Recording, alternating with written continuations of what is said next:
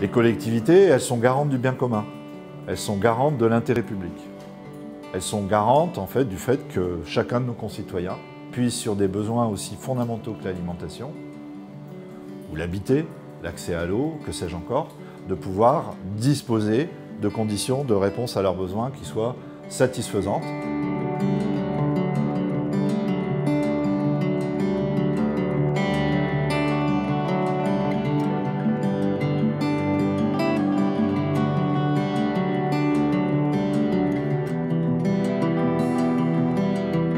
Alors nous sommes arrivés sur le bassin minier en 2012 d'une façon un peu particulière à partir de la ville de Los Angeles qui souhaitait mettre en place une politique alimentaire territoriale, qui connaissait notre expérience et qui souhaitait voir comment faire société avec la population locale sur l'enjeu alimentaire.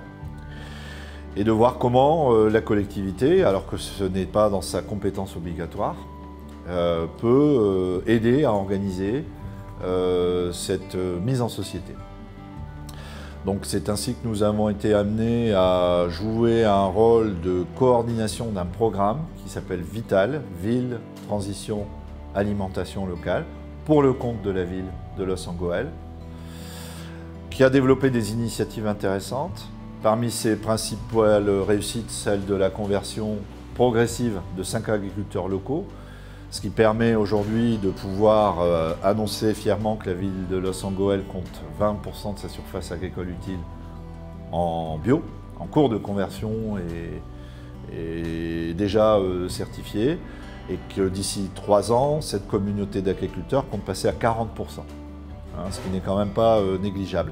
Mais pour que ce type de politique territoriale puisse exister, il faut que elle soit envisagée à une bonne échelle territoriale. Il nous a semblé quand même vite évident que c'était plutôt à l'échelle de l'agglomération que cette politique devait être menée. Et c'est ainsi que l'agglomération a pris le relais et a créé le SADT, donc les systèmes alimentaires durables territorial. Et j'ai envie de dire, et ça c'est notre expérience qui l'indique, si nous n'avons pas d'opérateurs de terrain pour mettre en place, participer à la mise en place de ces politiques, c'est un peu comme les agents 21 à une certaine époque. On peut dicter des tas de mesures, mais ces mesures ne sont pas accomplies parce que personne au fond s'en préoccupe, en a la charge. Il fallait donc qu'on voit comment organiser un système qui, à la fois, permet de créer les conditions d'une production diversifiée, une fois encore. Or, il manque quoi ici?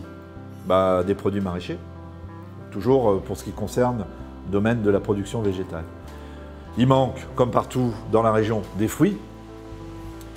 Et c'est la raison pour laquelle on s'est dit, si nous, on produit en complément de l'offre de production des agriculteurs locaux qui sont en train de se convertir vers la bio, ce serait intéressant que nous nous concentrions plutôt sur les produits que eux ne produisent pas, donc plutôt des produits maraîchers, des produits sensibles au transport, des produits dont l'ensemble de la région manque vraiment. Et ça tombe bien, nous n'avions que des petites parcelles, des petites surfaces en ville pour pouvoir cultiver la terre. Et finalement, ces petites parcelles s'accommodent bien de la production fruitière.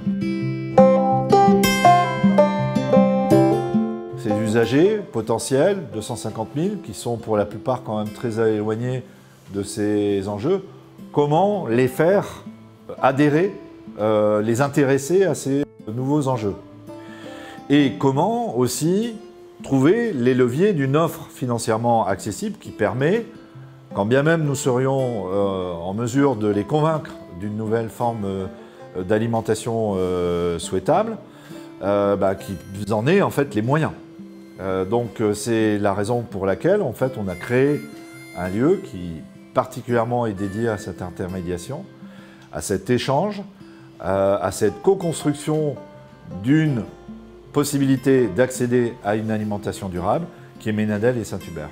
Une fois de plus, ça a été créé d'une façon, j'ai envie de dire, presque accidentelle. hein. Nous étions surtout en recherche de locaux plus spacieux pour pouvoir développer nos activités.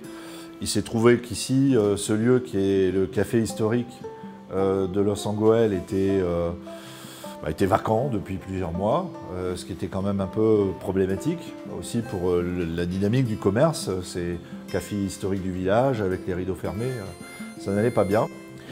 Et donc on a visité ce lieu et on s'est dit qu'il offrait toutes les capacités de réunion, de commensalité, c'est-à-dire comment discuter le coup, organiser des échanges, organiser le système tous ensemble, provoquer l'engagement des mangeurs que j'avais évoqué tout à l'heure, tout en étant dans un partage convivial autour de la nourriture, d'un repas ou d'une boisson. Donc c'est la raison pour laquelle on a gardé d'ailleurs le nom, le patronyme historique du lieu, Ménadel et Saint-Hubert, à la fois pour renouer avec cette histoire de tradition d'estaminet, de rencontres, et puis Ménadel, maison d'échange pour une nouvelle alimentation et le développement local, qui est de voir comment, à travers de ces lieux, on parle de tiers-lieux, dès lors qu'il s'agit de faire société, organiser des formes de société, d'échange et d'entraide qui font territoire. Donc à partir de ce tiers-lieu, que nous appelons pour notre part une place à vivre, c'est-à-dire un lieu où on peut disposer de différents vivres, donc place à vivre avec un S. Donc de développer en fait cette forme de mise en société. Il ne faut pas oublier que la collectivité, enfin, ne peut pas tout faire. La collectivité peut suggérer, la collectivité peut impulser, la collectivité ne va pas forcément mettre en œuvre dès qu'on n'est pas forcément dans sa compétence obligatoire, hein, et dans ses habitudes de travail, avec des agents qui savent faire.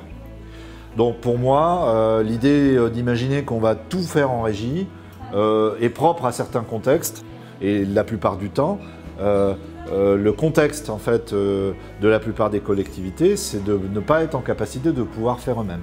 Ça veut dire qu'il faut être attentif aux acteurs un peu comme nous, qui se proposent d'être à l'interface en fait, de l'organisation des acteurs sur le volet opérationnel, et donc avoir le soin effectivement de ces acteurs-là suppose d'être dans une logique de co-construction, de coopération, et je me félicite ici que sur le territoire, c'est comme ça qu'on prend les choses. Une fois de plus, c'est des situations de la vie ordinaire et des réflexions qui nous ont permis, en fait, par un processus un peu incrémental, à promouvoir une forme d'innovation un peu particulière à notre territoire, qui est celui effectivement de la manne, monnaie d'une autre nature pour de nouveaux échanges.